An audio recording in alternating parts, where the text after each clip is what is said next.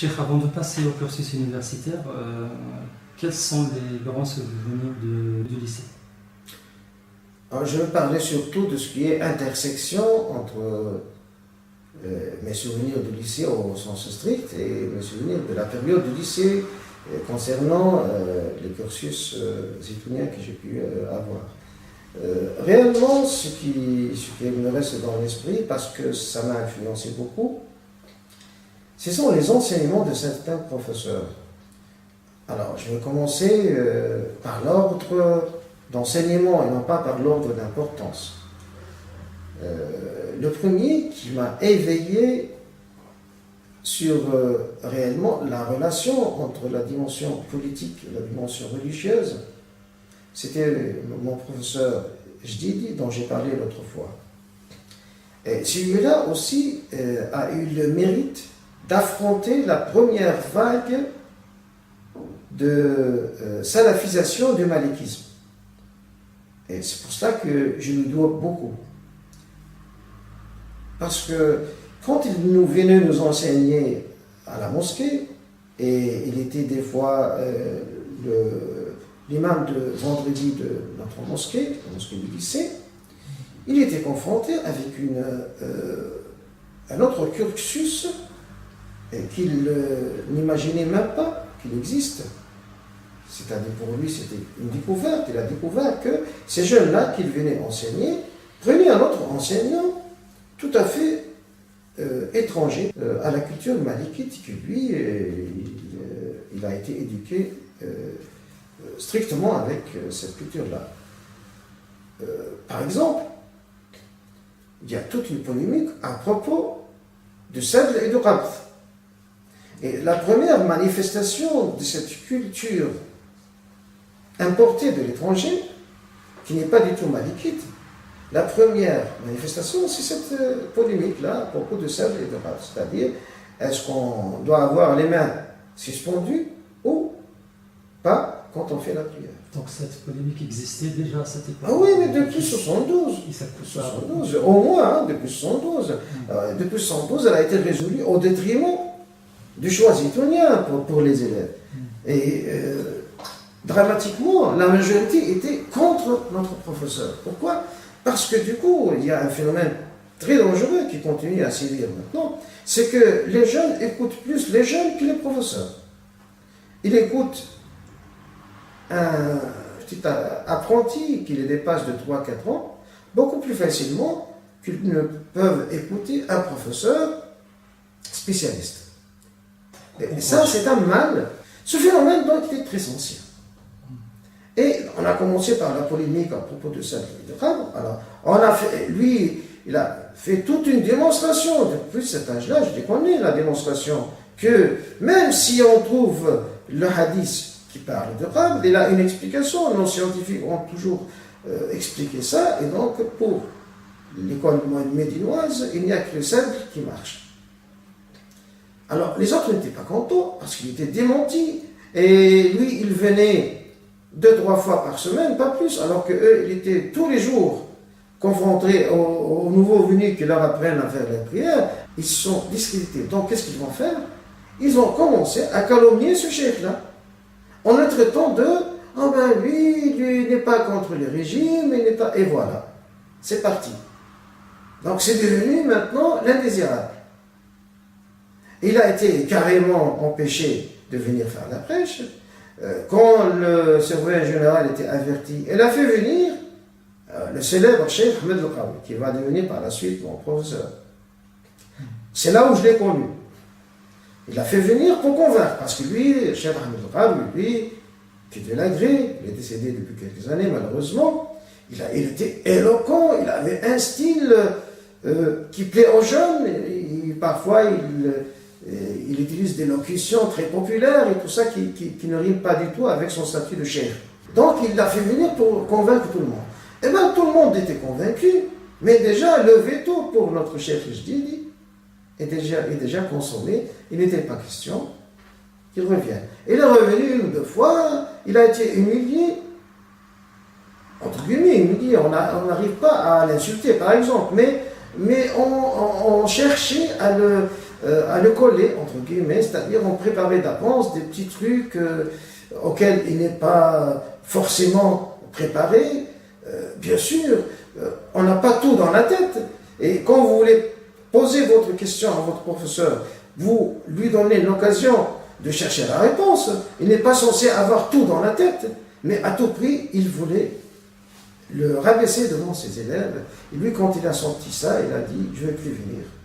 Parce que ce ne sont pas des élèves qui veulent apprendre, ce sont devenus maintenant des personnes qui se sentent lésées par ma présence, et de là, ils vont tout faire pour me faire partir. Donc, j'ai beaucoup d'autres chats fouettés, comme disent les Français. Et là, on a perdu quelqu'un de qualifié. Et bien sûr, moi, je n'ai pas beaucoup souffert parce que j'avais mon propre cursus par la suite, parallèle. Mais les autres, les pauvres, ils ont beaucoup souffert parce que, du coup, alors là, la mosquée du lycée, la mosquée de l'internat était complètement vide pour ces pseudo-chefs autoproclamés d'enseigner ce que bon leur semble. C'était un grand gâchis. Deux autres grandes scènes que je ne peux pas oublier, mais c'était des scènes positives. Ça rapporte à Cheikh Ahmed El-Khaoui. Il m'a offert deux occasions uniques de rencontrer deux grands illustres. Le premier, c'est Dr Maurice Bucaille, qui avait fait le célèbre livre La Bible et le Coran de la science. Il l'a invité pour faire une conférence, et par la suite, on a eu une discussion très riche avec lui. Et vraiment, c'était là une occasion unique, parce qu'à l'âge de 17 ans, c'était en 77, on avait besoin de quelqu'un comme lui qui n'était alors pas musulman à cette époque. Hein. Et on lui a posé la question, mais qu'attends-tu pour devenir musulman? Il a dit, moi, pour l'instant, je suis chercheur. Bon, j'ai mis toutes les religions, tous les livres sur la même balance. C'est le Coran qui l'emporte. Alors, si un jour je veux être religieux, je veux être musulman. C'est ce qu'il a dit. Donc, lui, il avait un problème épistémologique. Par la suite, j'ai appris, heureusement, qu'il s'est converti à l'islam. Et il le méritait réellement. La deuxième bonne occasion, c'est d'avoir rencontré un islamologue qui s'appelait Vincent Monteil. Bon, après sa conversion à l'islam, il s'est appelé Mansour Monteil. Je l'ai rencontré, il était assez vieux. À travers lui, j'ai appris ce que c'est l'islam d'Afrique. Qu'est-ce que l'islam en Afrique et l'évolution de l'islam en Afrique, parce qu'il travaillait spécialement sur ça. Et donc pour moi, c'est un autre monde que j'ai découvert. Avant cela, je n'avais pas une idée sur l'évolution de l'islam en Afrique, parce qu'on ne connaissait l'Afrique qu'à travers les quelques étudiants africains qui venaient. Donc ce sont des choses qu'on m'a racontées, c'est-à-dire des souvenirs de mon père qui m'a raconté qu'il venait étudier à la Zaytouna lorsque la Zaytouna était une institution. Et par la suite, on a croisé plusieurs Africains, des étudiants qui venaient à l'université, mais c'était plus tard. Alors quand j'étais au lycée, la seule chose que je connaissais de l'islam des Africains, c'est qu'il avait besoin de venir jusqu'en Tunisie pour apprendre leur religion. Et donc c'est une vision un peu décalée de la réalité. Alors à travers lui, j'ai connu réellement ce qui se passe, et ça a été très instructif aussi. Aussi, un troisième souvenir, c'est avec un autre professeur, c'est M. Buntal, qui m'a enseigné 2 années consécutives. Et c'est lui qui m'a enseigné les sciences des hadiths, les sciences du Coran. Bien que, bon, c'était au niveau d'un nombre d'heures pour la science des hadiths et pour la science du Coran, équivalent à 4 de nos modules. C'était pas beaucoup, mais c'était suffisant. C'est-à-dire, j'ai fait l'équivalent de nos études de tahsil. Chez lui, 2 modules de hadith et 2 modules de sciences du Coran. Mais là, j'ai appris des choses que peu de gens peuvent connaître. C'est que le hadith n'a pas été rédigé aussitôt, c'était rédigé un siècle après, et que le prophète lui-même interdisait la rédaction des hadiths, et que le Coran lui-même a été compilé progressivement, et qu'il a été compilé définitivement qu'à l'époque de Sayyidina Othman. Tout cela, c'était quelque chose d'étrange, si vous le dites à quelqu'un qui se dit musulman et connaître sa religion. Pourtant, ce sont des éléments de base que toute personne passant par un cursus académique, il doit connaître. Donc ça, j'ai pu le connaître à un âge assez tôt, et ça m'a beaucoup aidé pour voir clair. C'est-à-dire ne pas être emporté par la vague de hadith. Parce que parallèlement, mes collègues là, qu'est-ce qu'ils faisaient? Ils commençaient déjà à mémoriser les hadiths. Et chaque fois que vous leur dites ce n'est pas vrai ça, ils vous, comme ça, ils vous tirent dessus avec un hadith arraché de son contexte. Cheikh Bental vous a enseigné les sciences de hadith au sens qu'on le sait aujourd'hui, c'est-à-dire les chaînes de transmission.